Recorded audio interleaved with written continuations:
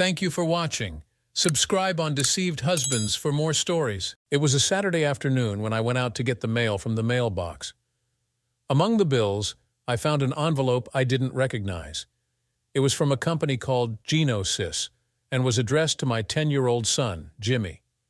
I went inside, laid the bills, ads, and junk mail on the table, then picked up the strange envelope and went to the backyard. Jimmy was back there kicking a soccer ball with one of the neighborhood kids. He's on a soccer team now and is always playing. The kid's a fanatic about it. I signed him up when he was 7, and he's loved it ever since. Before he joined the league, I didn't care much for soccer, but many of his friends were playing, and he wanted to join a team. I attend all his games now and have come to appreciate the sport. Football is still my sport of choice, even if I never played it much. The truth is, I wasn't very athletic in school. I watched him working the ball with his foot, bouncing it in the air a few times, and then effortlessly flicking it to his buddy. I have to admit, he is getting good and seems born to play the game. His coach even suggested I get him into a soccer summer camp to enhance his ability. I had some money saved up, and Sarah and I were thinking about it. I called him over. "What's up, Dad?" he said, running over, smiling and sweaty. "You know what this is, Jimmy?" I asked, showing him the envelope. He seemed to recognize it. "Let me see," he said, ripping it open. He took out a 3-page document and said, "It's a gag gift Mrs. Parker gave us at Mike's birthday party." "A gag gift?" "Yes, some test to see where your family's from. Mike Parker is one of our neighbors down the street." He quickly scanned the top page, then handed it back to me. He didn't seem very interested. "Is that all, Dad?" he asked, anxious to get back to his friend. "Hold on. She gave you a test?" "Yeah, it was pretty stupid. We spit in a tube, and then she sealed it. We were all laughing about it. I forgot about it, but I guess she sent it in. It was obviously the results of a DNA test you take and then send away in the mail. I read over the results." "So Mrs. Parker gave you this?" "Yeah, she got one for Mike and thought it would be fun to give them to all the kids at the party." I looked at it for a few moments and said, "You sure this is your test?" "I think so. My name's at the top. Mrs. Parker said it is." I scowled. Jimmy's name was at the top, but the ethnicity was all wrong from what I knew. Sarah and I are mostly Irish with a little English and Scottish mixed in. This shows Jimmy's part Irish, English, and Scottish, but he's also part Spanish, North African, a small percentage of other European areas, and a bit of Middle Eastern. I wondered if they got his results mixed up with another kid. "You say Mrs. Parker gave you the test?" "Yep. She said she would mail it in and we'd get the result in a few weeks." Jimmy saw the perplexed look on my face and asked, "Is everything all right, Dad? It was just for fun, you know." Sure, I know. Let me hang on to this. I'll give it back to you later." "Okay, Dad," he said, and ran back outside to play. "What the heck, this can't be right." I went to the address book my wife keeps on the desk, found the Parkers' phone number, and called their house. "Hello? Hello, Jane. This is Mike Johnson, Jimmy's dad from down the street." "Oh, hi, Mike. Thanks for inviting Jimmy to Mike's birthday party a few weeks ago, of course. Jimmy's a nice boy, very well behaved. I'm glad he could come. Listen, we got the results back from Jimmy's DNA test. Did you give him this test at the party?" "Oh, yes. I'm glad the results got back so quick. I thought it would be fun for the kids to find out their heritage. They weren't expensive, so I ordered half a dozen for his friends so they could all have some fun with it." "And you gave him the test? I mean, he didn't do it himself, right?" "That's right. I helped all the boys with the test and mailed them in. Is everything all right, Mike?" Yeah, fine," I muttered, trying to sound nonchalant. "Well, okay, thanks for the test. Tell Mike happy birthday for me, okay?" "I will. Goodbye, Mike. Goodbye." I looked at the test again. How could this be? We don't have any Spanish or North African blood in either my family or Sarah's. At least I didn't think so. Suddenly a bad thought hit me. I hated to think it could be true. I called Sarah's sister Lisa anyway, praying I was wrong. "Hi, Lisa. Mike here." "Oh, hi, Mike. What can I do for you?" "Just wondering when we're going to see you again." "Good gracious, Mike. You make it sound like I'm a stranger." She laughed.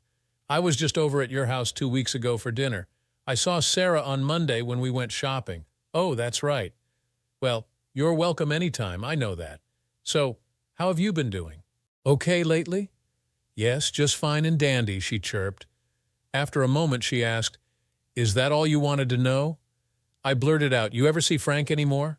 "Frank?" she snorted.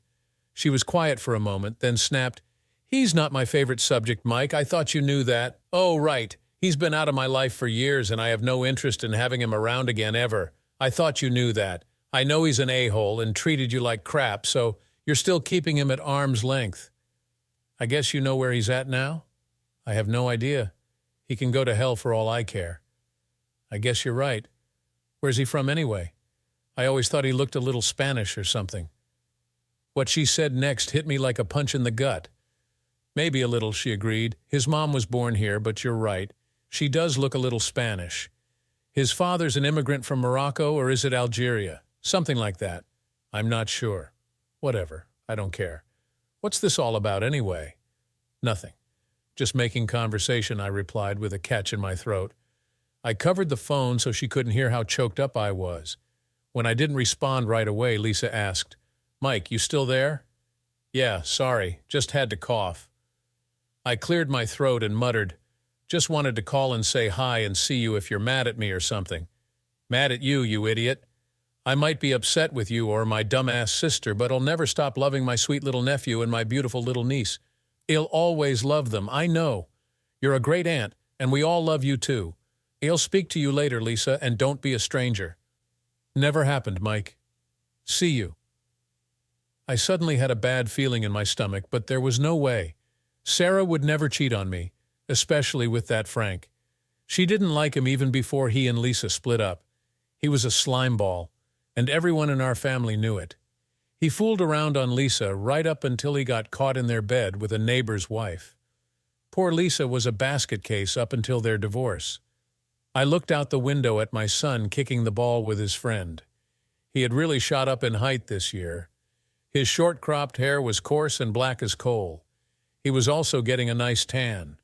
I always envied how easily his skin accepted the sun, going from white to tan without getting burned. Unlike Jimmy, I never tan. If I am out in the sun too long, I go lobster red in no time before it peels off with weird freckles and looks like crap. Sarah's the same. She never lays out in the sun, which is great because I love her pale white body. I tell her to never worry about getting tan. We always take plenty of sunblock whenever we go to the pool or the beach. I hated to consider it, but a seed of doubt was planted. I began to consider my son's looks and had to admit there were differences between Sarah and me. The most notable was his height. Even at 10 years old, it was clear that Jimmy would be lean and tall.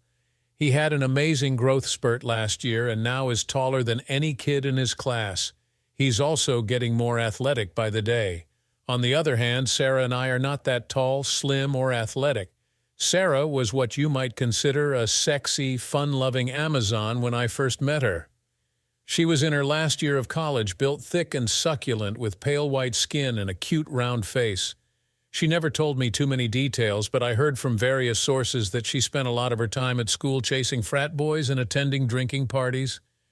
It was lucky for me she did because that's how I met her. She and I still go out to bars, drink too much on occasion, dance, and have a blast. I'm just under 6 feet tall, 4 inches taller than my chunky wife. I weigh 220 pounds and am in decent shape. I work out a bit and jog around the park near our house once in a while. I never participated in organized sports. I was never good enough to be on a team, and you'd never consider me very athletic. I'm pretty average looking, certainly no stud, but not ugly either. I did well in school and got good grades. I like to work with my hands, so I'm now working in the field of robotics for a small robotics company in town. Everyone in the family knew the soiled reputation of Lisa's ex-husband. I thought Frank was an arrogant prick when Lisa first introduced him to me. He's obviously good-looking, and he knows it. Even Sarah mentioned how attractive he was, but he was such a conceited blowhard she couldn't stand him. Later, we found out good old Frank was a relentless skirt chaser and a serial cheater. Now that I was seeing my son in a new perspective, there was a resemblance. Maybe Sarah had fallen for his slick line of bull. Unlike me, Frank was tall, dark, and good-looking. He towered over me by almost half a foot and was blessed with a chiseled hard body like a male model.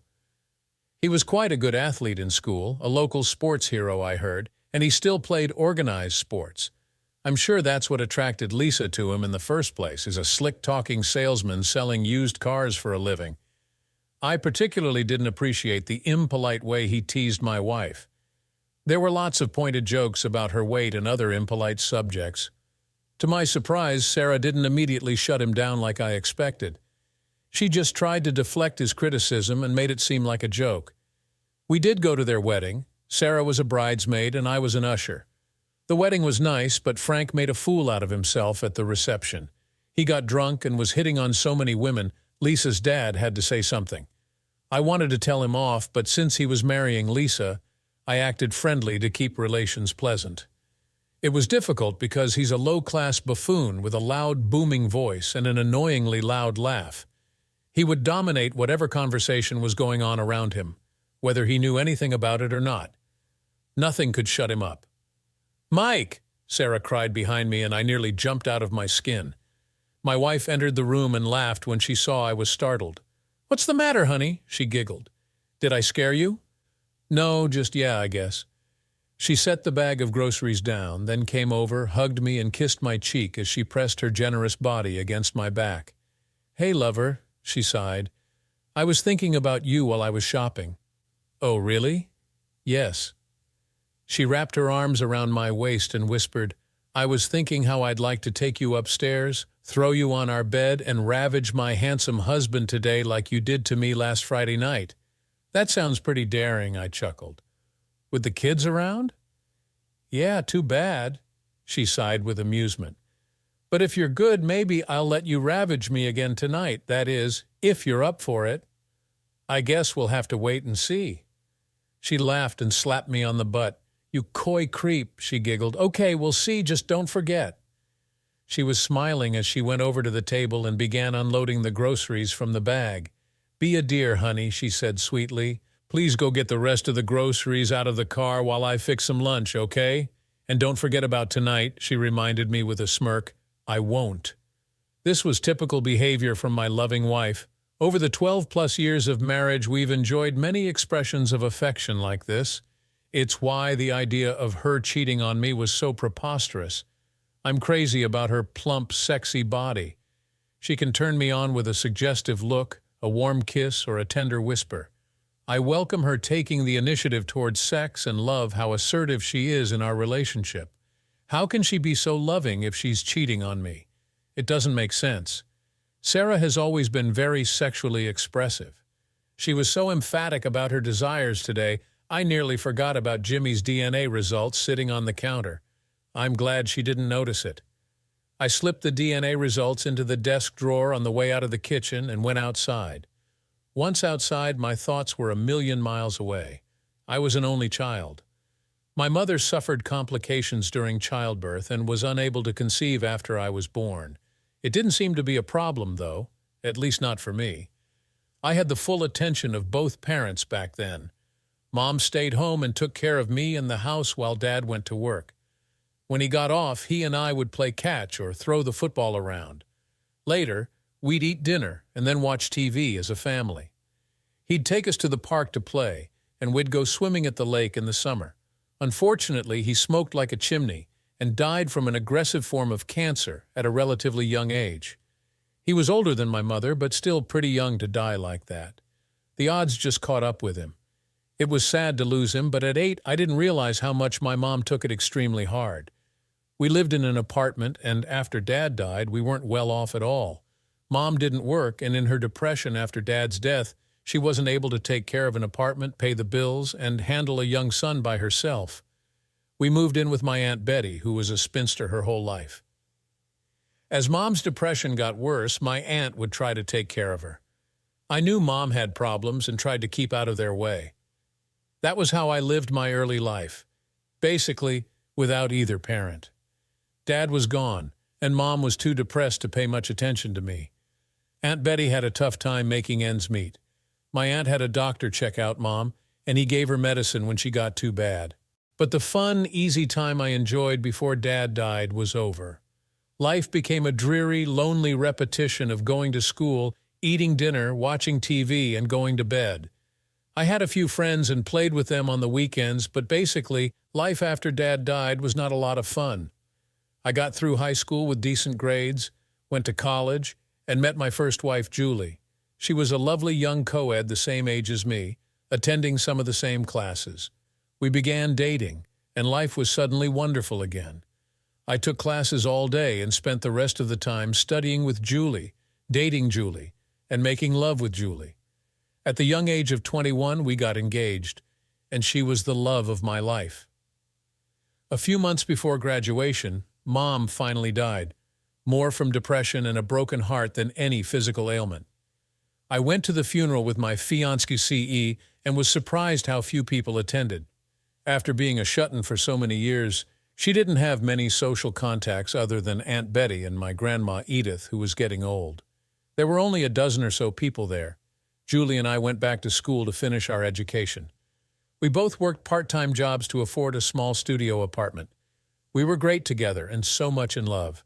We had sex every day, if not more, and made plans for when we were out of school and on our own. At graduation, I met her parents, and they were nice and friendly to me. No one from my family attended, which wasn't a surprise because other than Aunt Betty and old Grandma Edith, there wasn't anyone else. After school, Julie got a job at an advertising agency, and I worked at a trucking company.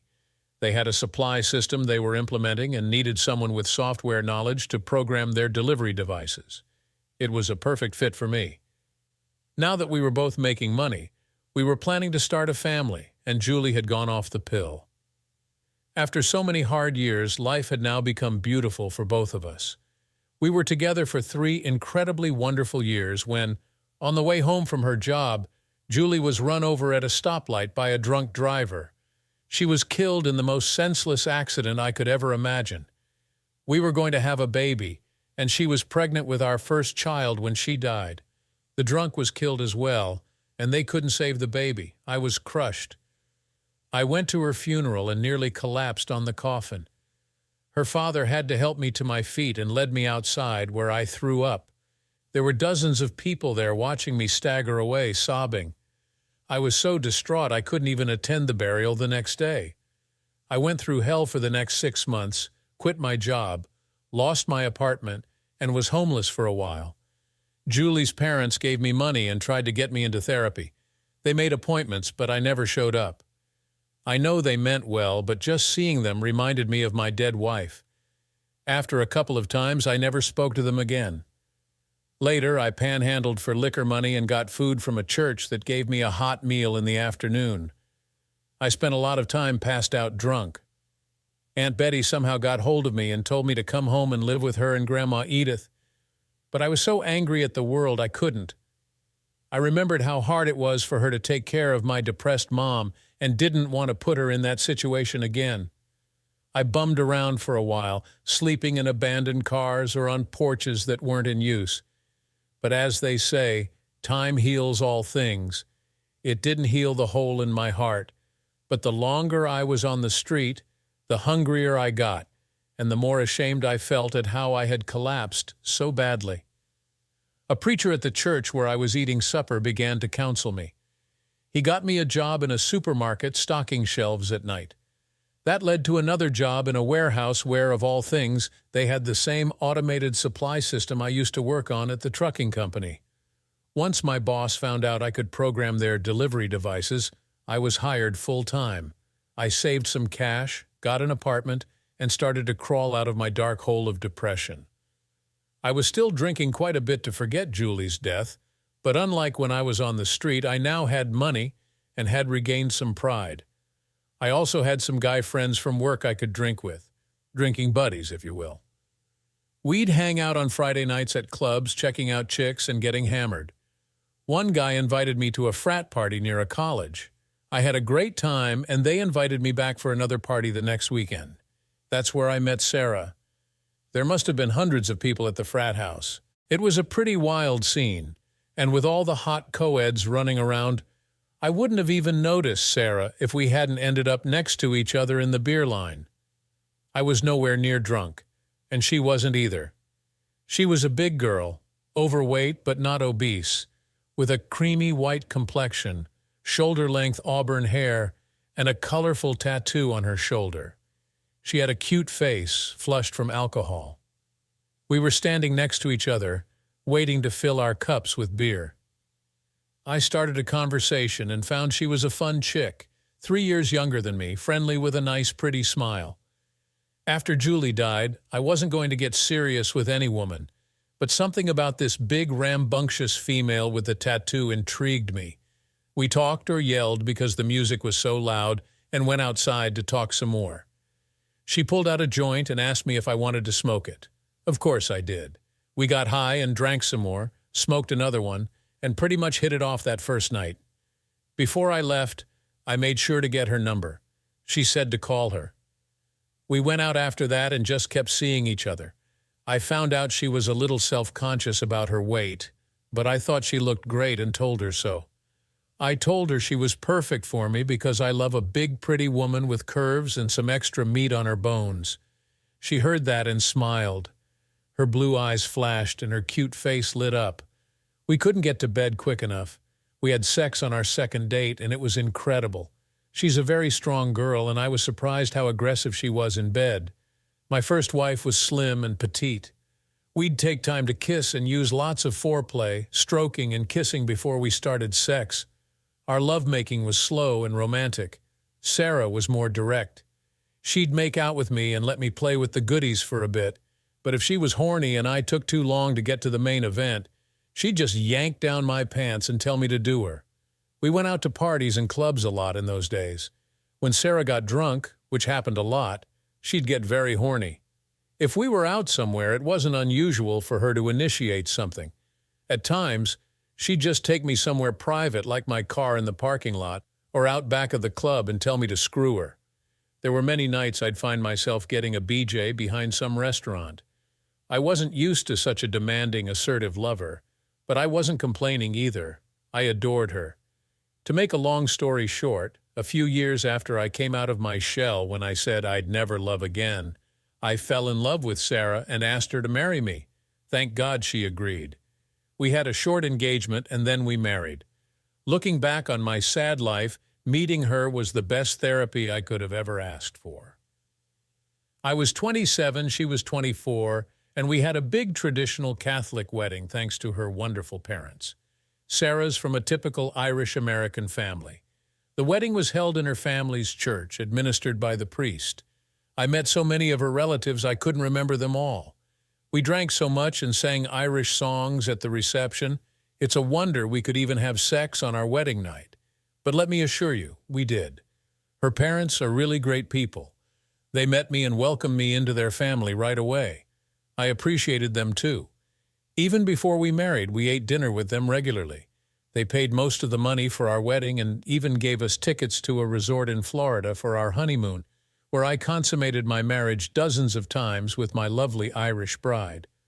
I couldn't have asked for a better outcome to my life. I knew Sarah was a hard partier when I met her. Hell, we met at a wild frat party, for Christ's sake. She told me a little about her college life, and I was pleased with her honesty. She didn't hide the fact that she dated a lot of guys before me, and until we were exclusive, she was still having sex with other guys. She said she did some things she wished she hadn't. I gave her a brief recount of my crappy life, but tried not to dwell on the worst parts. She knew I was married before, but didn't care about that. She was glad I could overlook some of her past rowdy history. The other guys she dated were mostly arrogant, entitled frat boys that were just trying to score.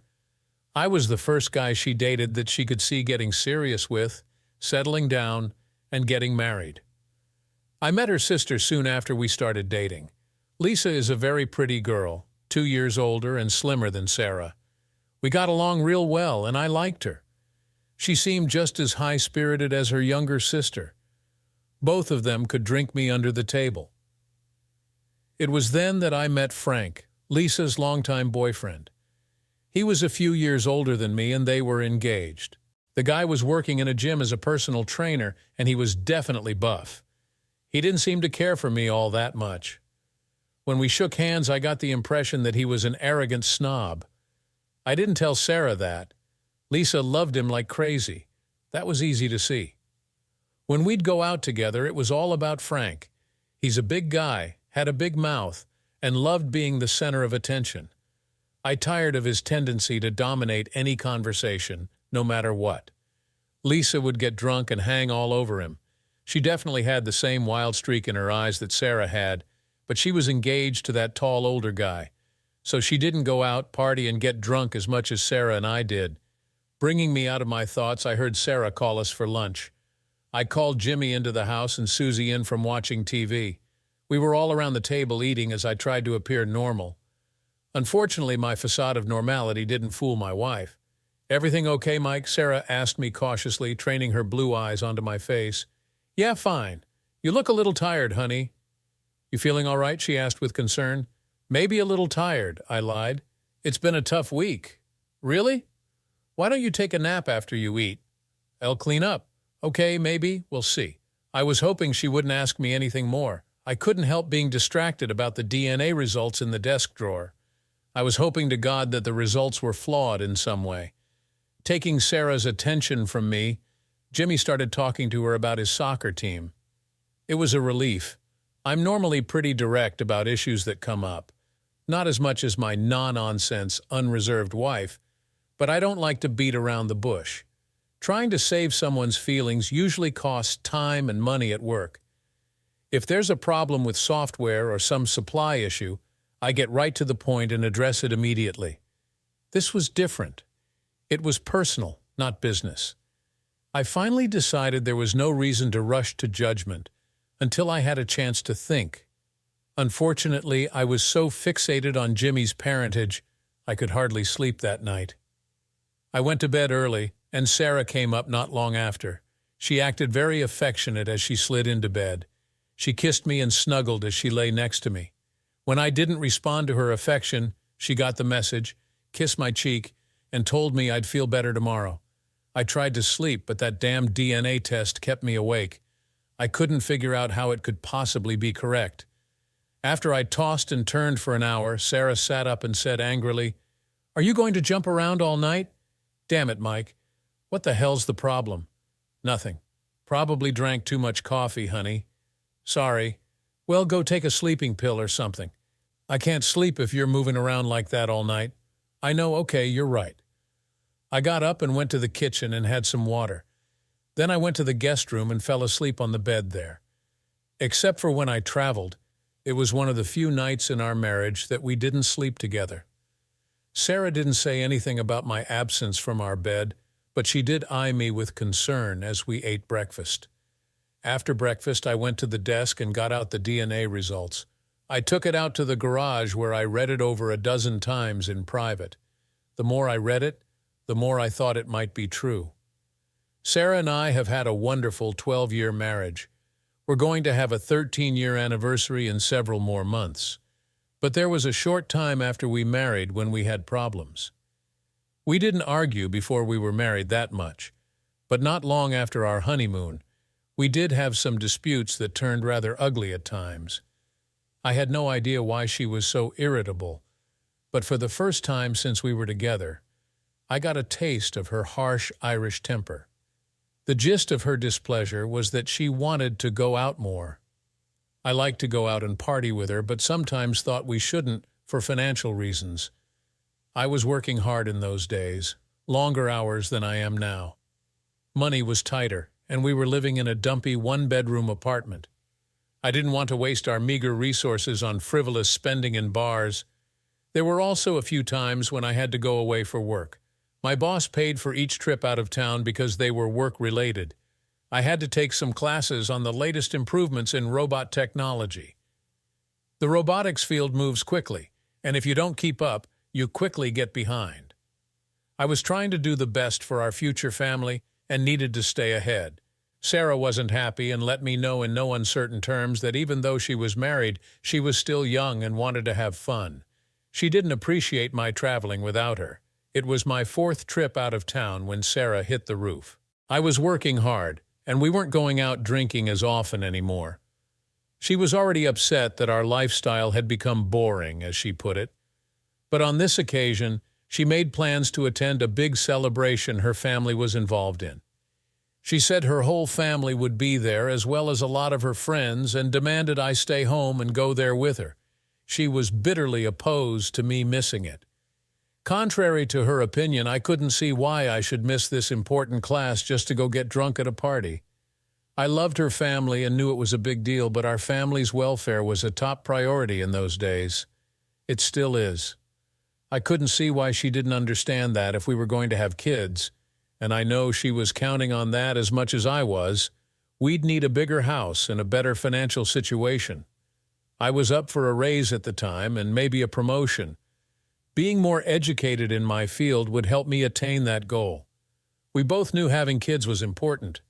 Being from a staunch Catholic family like hers, children were a constant subject of conversation. I remember her parents, George and Norma, pestering Sarah about it so much she told them to stop.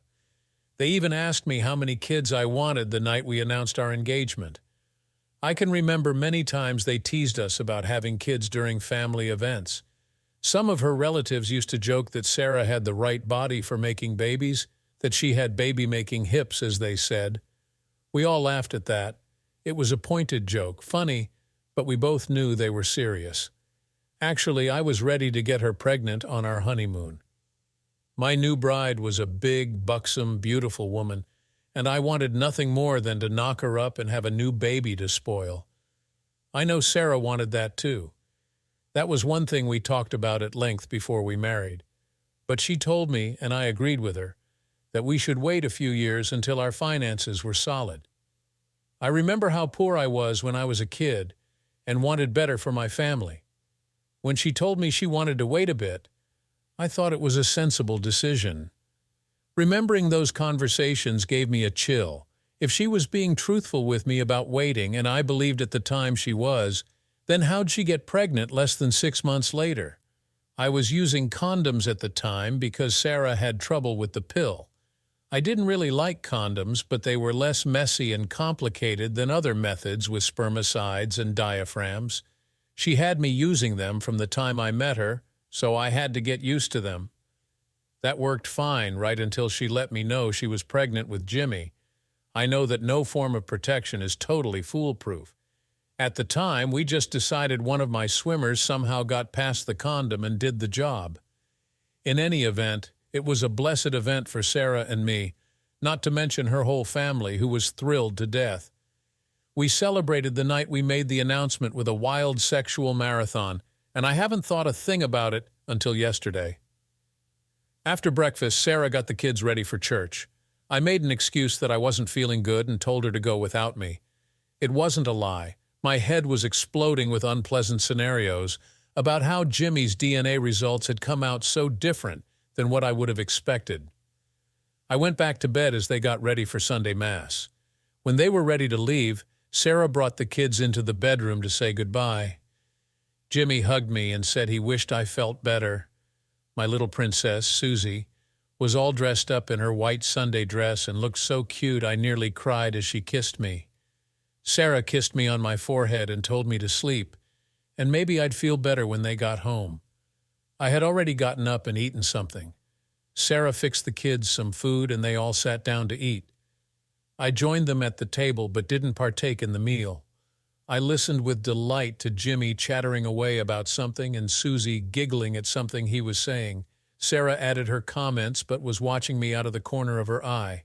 God, I loved my family. The rest of Sunday I spent outdoors. I interacted pleasantly with Sarah but tried not to get into any long conversations. I was afraid if I said too much, I'd get choked up and lose it. I played kid games with little Susie and her dolls. She loved that.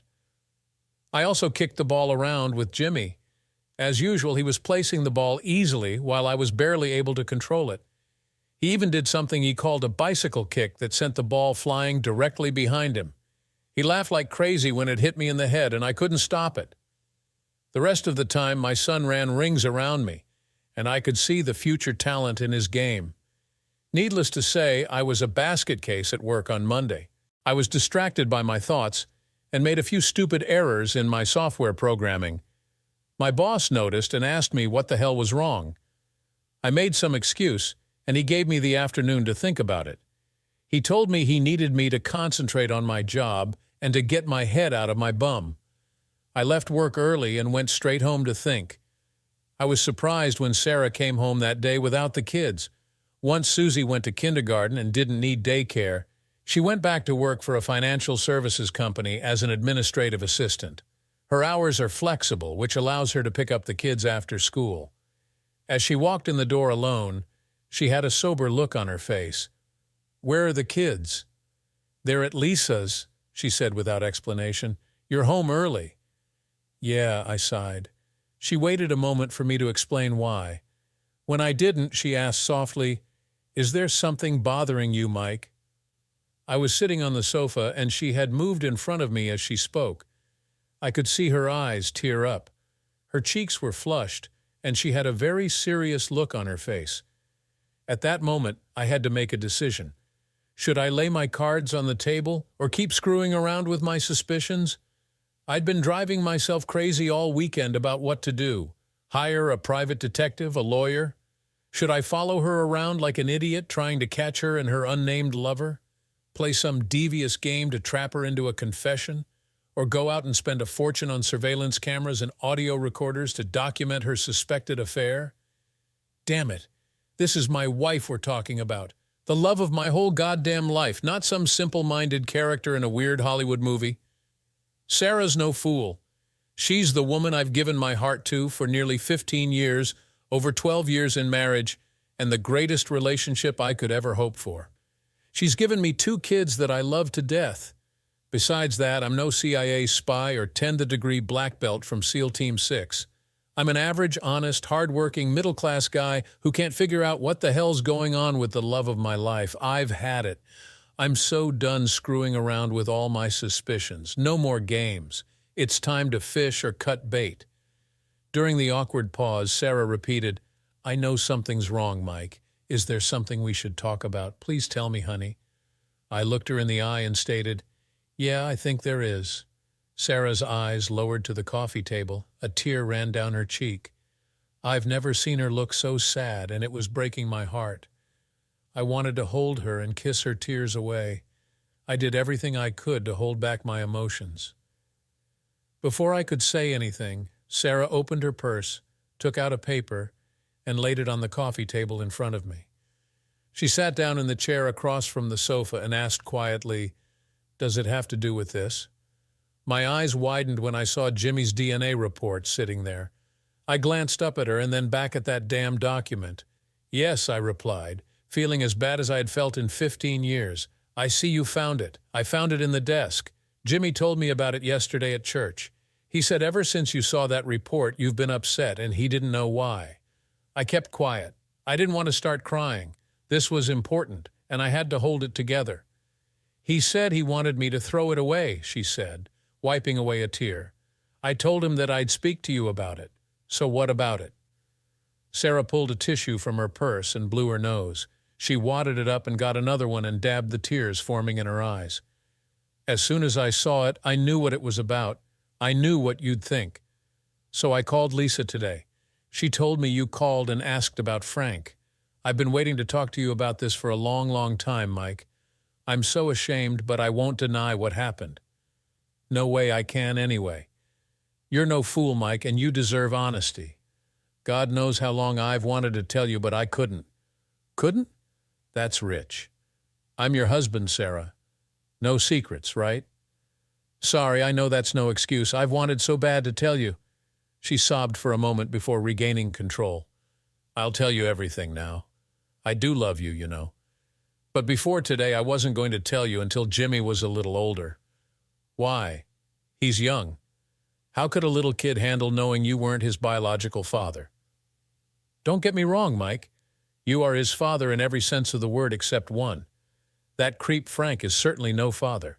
"So it is Frank, then?" "Yes, I made a mistake early in our marriage.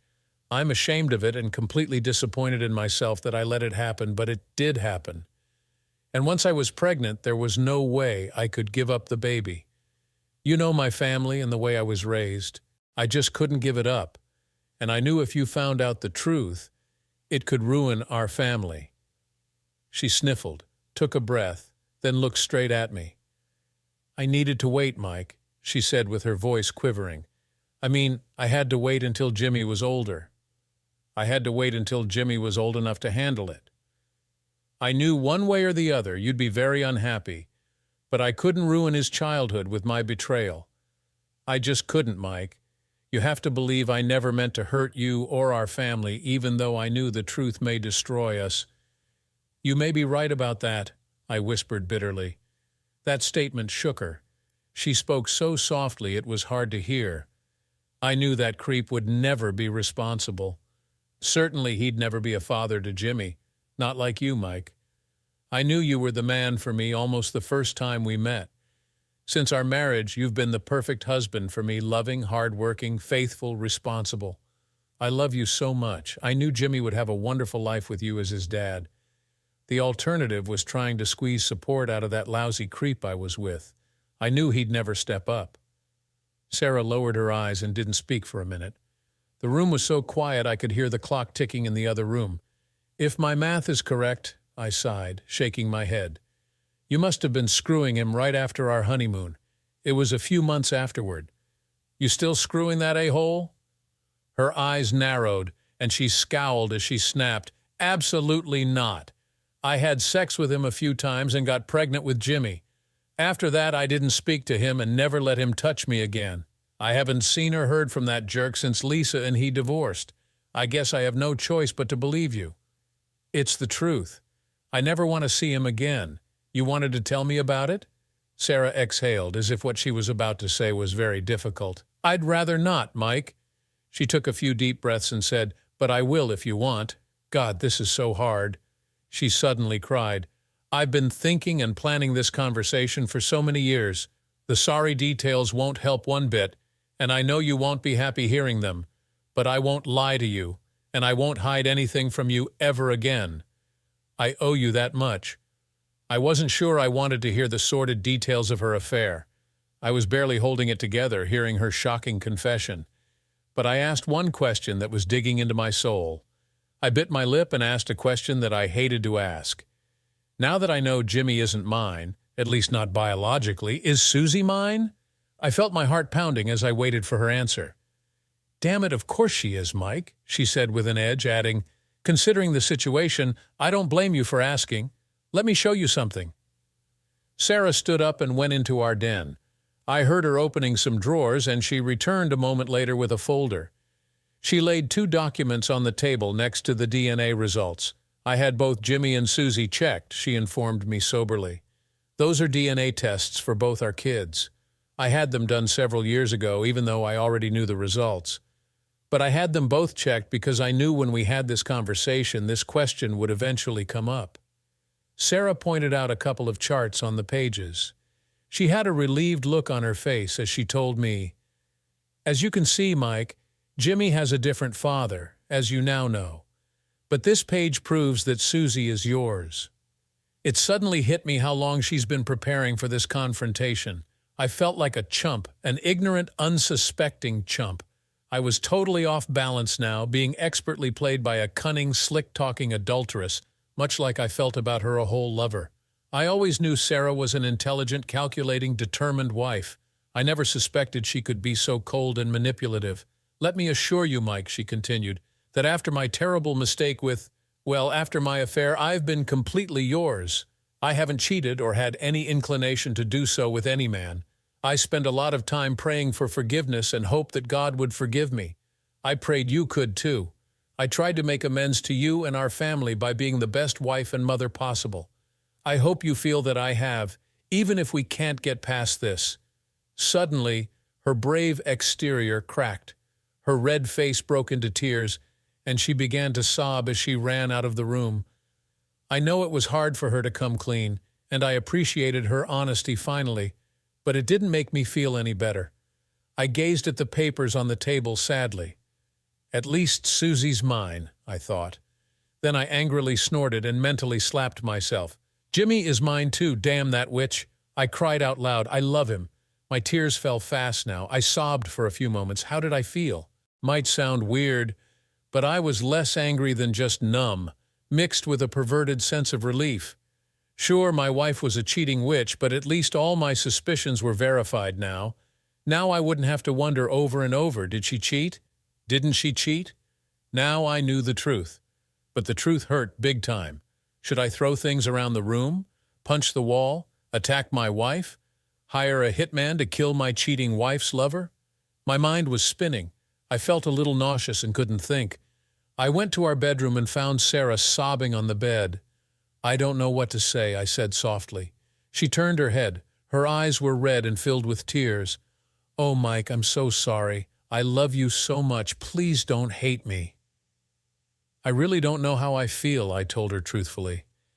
"I know I'm a fool and did something terrible," she said through the tears. "The only reason I didn't tell you all this time was to give our son the life he deserved and a father that loved him. I would have admitted my sin eventually, please believe that.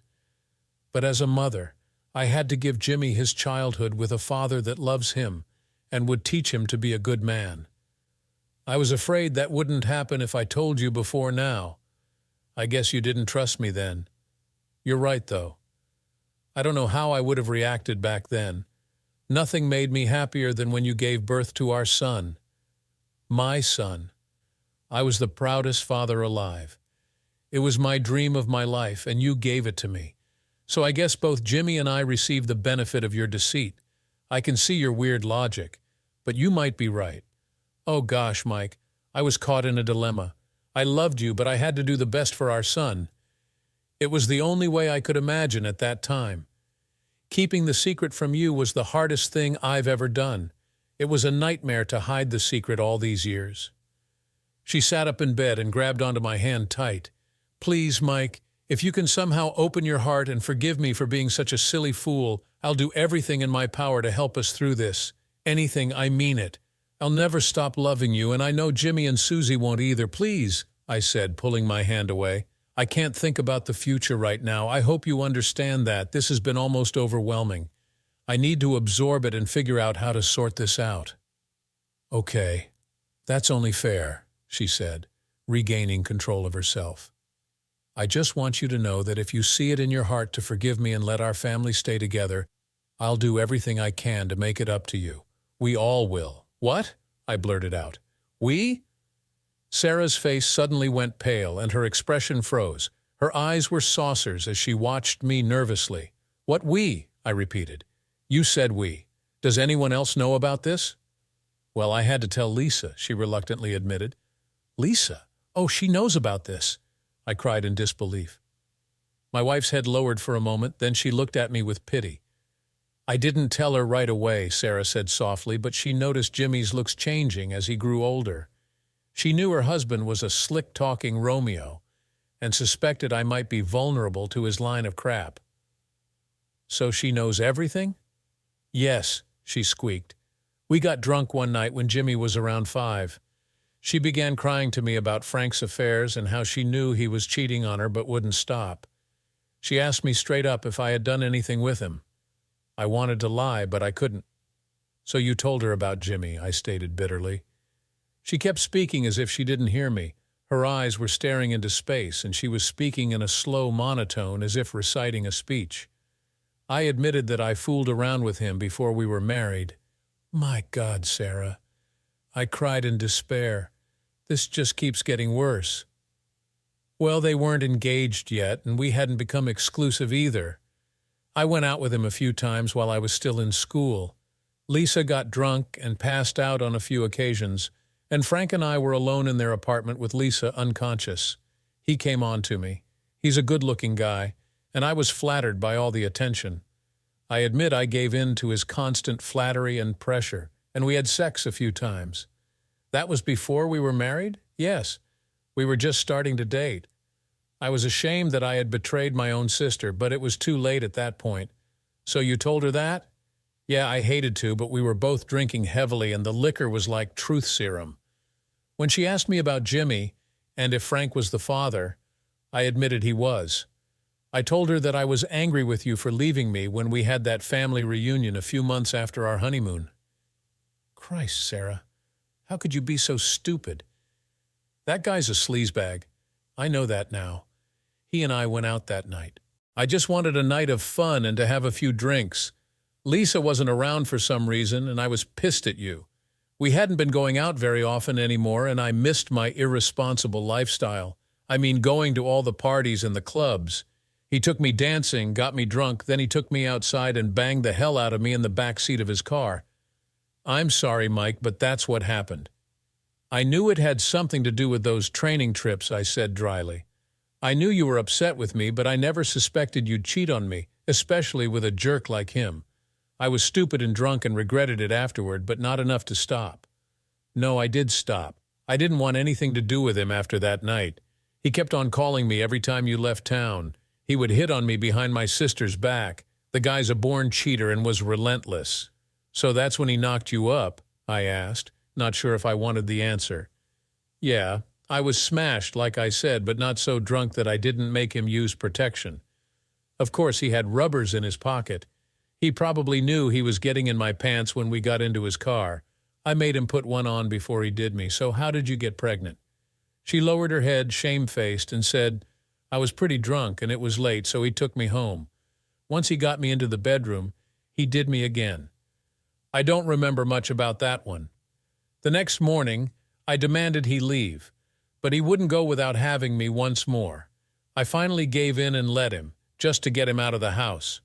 When he finally left, I realized I made the biggest mistake of my life.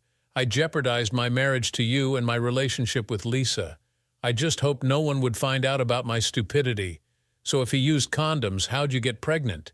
He used condoms, but apparently one of them broke. I didn't know it at the time and thought I dodged a bullet. You came home, we made passionate love, and I vowed I'd never fall into that trap again. I had strange sensations a while later and started having morning sickness. I took a home pregnancy test when you were traveling and found out I was 6 weeks pregnant. I was furious. I called him up, cursed him out, and never got near him again. So that's how it happened, I whispered dejectedly. Yes. That night, when Lisa confronted me, I told her the truth. She was so angry she hit me, and I had everything I could do to fight her off. I don't think she spoke to me for a month after that. When she confronted Frank about it, he admitted we had sex and she divorced him. I thought she caught him with a neighbor's wife. That was the story we made up. By that time, it was years later and Jimmy was around 4, and I had already decided not to tell you the truth. Lisa understood my problem and promised she wouldn't say anything to you. We made it part of their divorce that Frank had to move away and never come back to receive favorable treatment in the divorce. I've never heard or seen him since, and neither has she. So the truth finally comes out. You and Frank, the a-hole, screwing, I spat out bitterly. No wonder he treated me like such a chump. He knew my son was really his, and was probably laughing at me the whole time. He knew you both turned me into an unsuspecting cuck for years. Sarah studied my face intently. I'm as sorry as I could be, Mike, she said. If I could go back in time, I'd never do anything with him. I never would have gone out drinking with him and let him seduce me. A drunken night of sex with an a-hole has been a sin hanging over my head all these years. I was numb. This was too much information, and I felt exhausted. I got up from the bed and walked toward the door. Please don't go, she pleaded. I want to help you, Mike. I really do. I need you with us. We all do. You have to believe me. I only did it so Jimmy could have a decent life and have a great male role model to look up to. She sniffled and whispered, and I need you too. I know it won't be easy to get by this, honey, but I want you so bad. I need you. I tell you I love you, and I have for all these years. I know you might not think so right now, but I do. Lisa knows the secret, I cursed angrily. I had to tell her. She kept pressuring me like she already knew. I wondered at the time if Frank had told her already, and she was testing me to see if I'd be truthful with her. Anyone else know about this? I hope not. Suddenly, Sarah's face turned even more pale.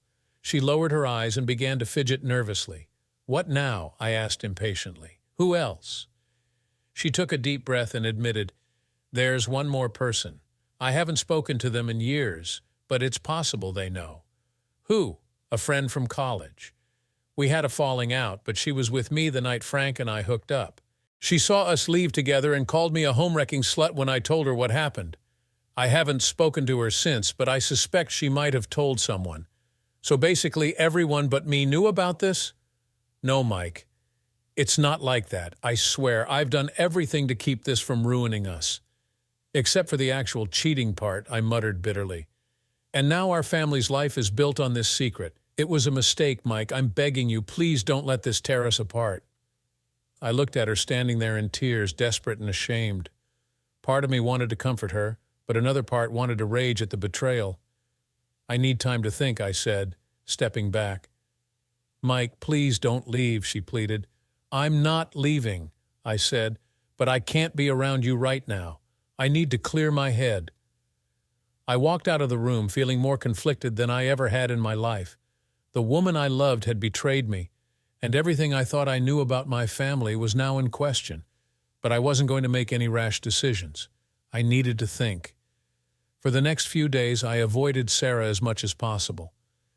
I went to work, came home, and spent time with the kids, but I didn't talk to her more than necessary. At night, I slept in the guest room.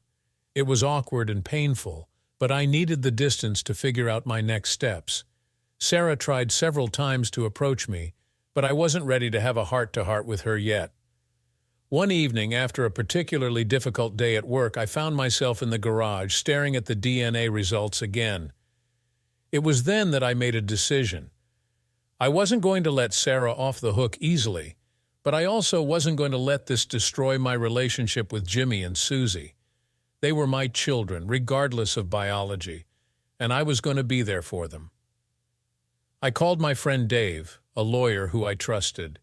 I explained the situation to him, and he agreed to help me navigate the legal aspects of this mess. We discussed the potential for divorce, custody issues, and how to protect my interests. I wasn't sure I wanted a divorce, but I needed to know my options. The next weekend, I told Sarah we needed to talk. We sat down in the living room and I laid out my conditions. Sarah, I'm not sure what the future holds for us, but I need to set some ground rules if we're going to try and work through this. Anything, Mike. I'll do anything, she said, her eyes red and puffy from crying. First, I want a post-nuptial agreement. It'll protect me and the kids financially if we do end up divorcing. She nodded. I understand. Second, I need you to go to therapy. We both will, but you need to work through whatever led you to betray me in the first place. I'll go, she agreed. Third, you need to be completely honest with me from now on. No more secrets, no more lies. If I find out you've hidden anything else from me, we're done. I swear, Mike. No more secrets. And finally, I said, I need time. I'm hurt and angry, and it's going to take time for me to figure out if I can forgive you. I understand. Thank you for giving me a chance, she whispered. We started therapy the next week. It was hard, and there were many painful conversations, but I could see that Sarah was genuinely remorseful. She was willing to do whatever it took to repair our relationship. I still wasn't sure if we could ever get back to where we were, but I was willing to try for the sake of our family. Months passed, and slowly I began to see changes in Sarah. She was more attentive, more considerate, and more open with her feelings. I still had moments of doubt and anger, but they were becoming less frequent. Our therapist helped us work through the betrayal and rebuild trust. One evening, as we were putting the kids to bed, Jimmy hugged me tightly and said, I love you, Dad. I love you too, buddy, I replied, feeling a lump in my throat. Despite everything, I was determined to be the best father I could be for him and Susie. Sarah and I continued to work on our marriage. It wasn't easy, and there were times when I wanted to walk away, but we kept pushing through. Over time, the wounds began to heal. I realized that holding on to my anger would only hurt me and the kids. I needed to find a way to forgive, not for Sarah's sake, but for my own peace of mind. Years later, looking back, I could see how far we'd come. Our family had weathered the storm, and though it had left scars, we were stronger for it. Sarah and I had rebuilt our relationship on a foundation of honesty and trust, and I had learned to let go of the past. It wasn't perfect, but it was our life, and I was determined to make the most of it. Thanks for watching. If you enjoyed this story, make sure to like and subscribe for more real-life tales of betrayal and redemption. What would you do if you found out your spouse had a secret like this? Share your thoughts in the comments below.